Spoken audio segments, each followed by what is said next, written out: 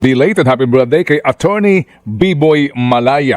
Nagdiwang po ng kanyang kaarawan mga kapatid. Ano po? Noong pong Disyembre 6. Ngayon, ha? Opo, may isang doktor po mga kapatid na nagmensahe sa akin at sabi nga niya, Ted, sa totoo lang, kami mga doktor, obligado rin pong magbayad ng PhilHealth accreditation. Taon-taon. Ang sabi po ng doktor na isa sa mga nakikinig sa atin, ako Ted, kasi nga nag-retire na ako bilang dati akong plantilla, kumbaga regular siyang doktor sa isang government hospital. Dati-rati daw po mga kapatid, ito po isinasagot nung ospital na kanya pong pinapasukan. Nung siya nag-retire, ngayon, obligado na siya. Magbayad daw po, sabi sa akin dito ha, ng 60,000 a year na accreditation fee. So 3 years daw po ang renewal nito. Yan ang sinasabi sa akin dito ng doktor na ito. Ngayon daw po, doon sa mga private practice, depende sa ITR mo yung rate na babayaran mo. Yan ang sinasabi nga nila. Kaya sila din po nagsasabi ngayon, opo, sa laki din po ng utang sa kanila po ng PhilHealth na ang tagal din magbayad sa kanila, bakit nga daw po ito ang nangyari? Na ang sinasabi po, ngayon ito pong mga akala mo kanila ang pera ng bayan, hindi, ibabalik namin yung pera na yan. Ibabalik sa ano nga pong pamamaraan. Ay, yun. Wala pong kaukulan na pagliliwanag. Yan ang pinakamainam dito, girl. No? Nahingiin natin sa DBM, sa finance, sa Malacanang, yung specific na pinanggamitan po talaga ng pera kasi doon sa Supreme Court oral argument, isa sa mga inamin nila, yung tulay, na mayroon na kaya nga sila nasopla May tulay na po, may tulay na may pondo na, inutang pa natin, doon daw po ilalagay yung part nitong kinuha na 60 billion. Kaya sabi nga ng mga maestrado, ba't mo poponduhan yung tulay na yan? Ang katwiran pong baluktot, kasi nga daw po para maitawid yung pasyente. Anak ka ng... Di ba, girl? Insulto Anyway. Sige, tuloy mo. Birahe! Eto lang nga. Oo. Eto po kasi ako hanggang bukas tayo dito. Bago natin singilin itong mga... At least napahinga yung flood control. Dito muna tayo sa PhilHealth. Eto muna. Ito pong Presidential Communications Office, mawalang galang lang po, ay nagsabi during the weekend, and I quote, "We respect the decision of the Supreme Court. The Office of the Solicitor General will review the ruling and decide on the appropriate course of action to take, including the filing of a motion for reconsideration." Meron bang panayam dito si Mr. Dave Gomez? Kasi nang hinahanap ko dito, pero meron nga po siyang opisyal daw pong pahayag na nanggagaling sa kanyang opisina. Mawalang galang lang po. Ano po? Hindi ho ba ang inyo pong press release ay kaninyo igagalang yung desisyon at gagawin po noong pa daw po iniutos, ganda ng papogi ninyo, noong pa daw po iniutos ni Pangulong Marcos na ibalik yung PhilHealth Fund. Anong itong kasamang pag-aaral sa motion for reconsideration? Ano yan? Kumbaga, talagang pinag-iisipan po ninyo mag-file pa ng MR dito? Anak ka ng Ay, nung nabasa ko ito, hindi ko malaman kung matatama ka, maiinis ka Hindi nyo patanggap? Yung katotohanan doon sa desisyon ng Supreme Court? Di po ba? Klarong-klaro na po, hindi po ba na ito po ay perang nakalaan sa kalusugan ng mga Pilipino hango sa koleksyon ng mga batas na ipinagpapasa nitong mga mambabatas na ito at sakto yung probisyon kung saan pupunta yung pera. Hindi po ba? At dapat nga daw po hindi kinakalikot yan. Tapos sasabihin nyo, hindi. Posibilidad ng mag-file pa ng motion for reconsideration. Anak ka ng Hindi po ba sampal ito? Ako ba'y sabihin nila na, okay, ginagalang namin ang kautusan ng Supreme Court, at kami susunod rito. Yun po magandang PR. Ito mukhang talaga namang hindi mo na kinakailangan pa ng destabilizer. Hindi mo na kinakailangan pa dito ng ng oposisyon. Panibagong self-inflicted po, mga kapatid, na injury sa panig po ng Panguluhan dito. Mr. President, pangilan na ba itong si Dave Gomez? Pang-ilan na ba yan? Pangilan na ba to? Hindi ko alam. Hindi ako Pwede bang, nabibilang. pwede bang sabihin natin next? Pangilan na to? Oo, hindi ko alam. Partner, Ha? hindi ko binibilang eh. Eh, Oo. Ang sin- binibilang ko lang kung ilan yung kinukuha nila sa atin. Eh di ba nga siniro ninyo ang PhilHealth noong 2025? Oo. Anak ka Kasi nga ng... marami pa daw pera. Eto pa Tsaka isa. dami daw excess funds. Ito pa isa. Oh, Okay, sige. Ito po. Ito naman po yung official statement daw nitong si Ralph Recto. Oo, may Na official dati statement. pong finance secretary. Pero congressman siya at BICAM member siya. Noong time na yun. pumirma dito po sa GAA ng 2024. And then siya po pumalit kay Ben Jokno.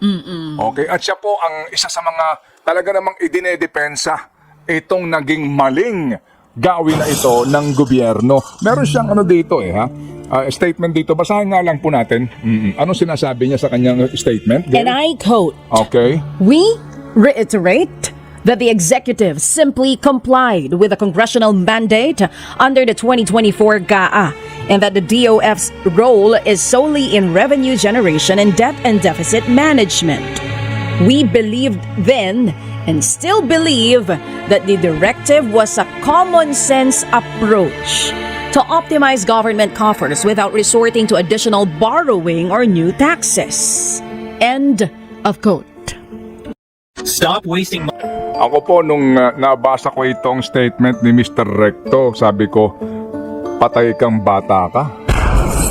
Patay kang bayan ka.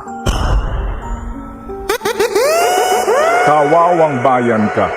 Kapag ganyan po ang kaisipan at pangangatwiran ng isang executive secretary, Houston, we have a huge problem. Eh bakit ikaw ninyo? Sabi niya, we believe then and still believe that the directive was a common sense approach to optimize government coffers without resorting to additional borrowing or new taxes. Common sense daw po iyon. Common sense na gamitin mo yung perang inilaan ng partikular na koleksyon ng buwis para sa pangkalusugan pangangailangan ng mga Pilipino at gamitin mo sa mga proyektong questionable ng DPWH. Common sense. Common sense po ba iyon? Kung ganun po ang common sense ng takbo ni Ginoong Recto, may problema tayo dyan. Kasi sa kanya po, common sense yun. Hindi mo na kinakailangan maging isang matalinong tao o Harvard graduate o LaSalle graduate o Ateneo graduate o UP graduate, di ba? Para sabihin po na mukhang wala sa sense. Yung klarong-klaro na pinaglalaanan ng pera. Kaya nga siguro ang challenge dito, sige nga, ilabas nyo nga yung listahan sa inyo ginamit yung pera. Yung pera na para sa kalusugan ng mga Pilipino, saang partikular niyong proyekto maliban dun sa tulay sa Guimaras? Nang magkabistuhan tayo kung ilan dito ang flood control project. Yan. Hindi po ba? Tapos sasabihin natin na hindi. Ibabalik namin. Pag nakwenta natin yung 60 billion na iyan at napunta yan sa DPWH projects na sinasabi nila Bryce and DPWH na umabot po sa 30 hanggang 50% ang komisyonan, mga kapatid. So ibabalik nyo sa amin yung pera 60 billion? Kumpleto ba yung 60 o may binawasan na po? Binawasan na po ng ninakaw na pera ng bayan. So yung binawas po na pera ng bayan na ninakaw, tayo pa ang mag-aabono. Ikaw na naman ang mag-aabono, ikaw at ako mag-aambag-ambagan para punuan yung ninakaw nilang pera. Ay talaga naman! Oh, well, partner, ang common sense kasi hindi common nowadays. Alam niyo po, ang Tama. kilala kong recto na klaro ay si Claro M. Recto. With all due respect. Kayo naman, wag na kayong magalit. Ang Hindi sa- ako nagagalit. Oo. Ako lamang po mga kapatid ay passionate sa isyong ito. Oo, tama naman. Kasi nga naman mga kapatid, sa ating naitampok na episode ng Think About It, bakit ba madaling araw pa lang ang haba ng pila sa mga pampublikong paggamutan? At ang iba mga kapatid po, ha? Oo. Ay doon na ho natutulog para mauna sa pila sa kawalan ng pasilidad ng mga pagamutang pambayan. Bakit ho ba ang iba mga kapatid, ay napipilitang mangutang para po sa kalusugan nila at ng kanilang mga mahal sa buhay? Bakit ho ba yung iba na pupunta po sa pamahalaan na pagamutang pambayan ay pupunta sa ibang pribado kasi walang MRI facility yung ospital? Bakit ho bang ang dami pong mga ospital ng gobyerno na nasa pasilyo ang mga folding bed ng pasyente? Bakit ho ba kulang sa gamot, kulang sa pasilidad, kulang sa pera ang ating pangkalusugan na budget? Bakit? Kasi nga ninanakaw. Diba? Ninanakaw. At bahagi po mga kapatid, na pera nga para dito sana ay PhilHealth na kung saan pinag-interesan pa po nila. At ngayon, sila pa po nagsasabi na ito'y common sense. Por Diyos, por Santo, kapag ganito ang isipin ng gobyerno sa common sense, may problema tayo. Think about it.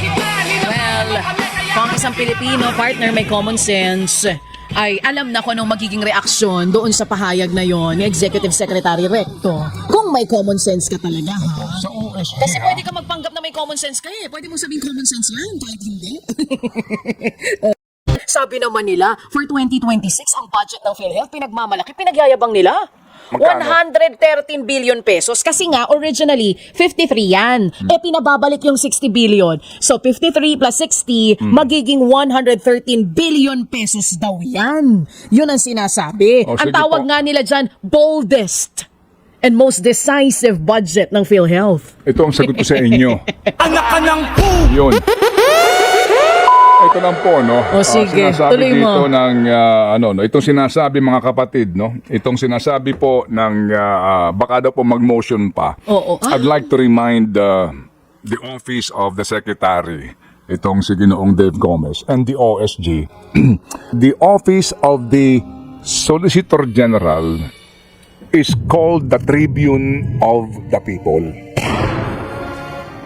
Maaring dito po sa kasong ito ng oral argument in the Supreme Court na obliga si Menardo Guevara na ipagtanggol ang posisyon ng gobyerno bagat kitang-kita mo sa kanya.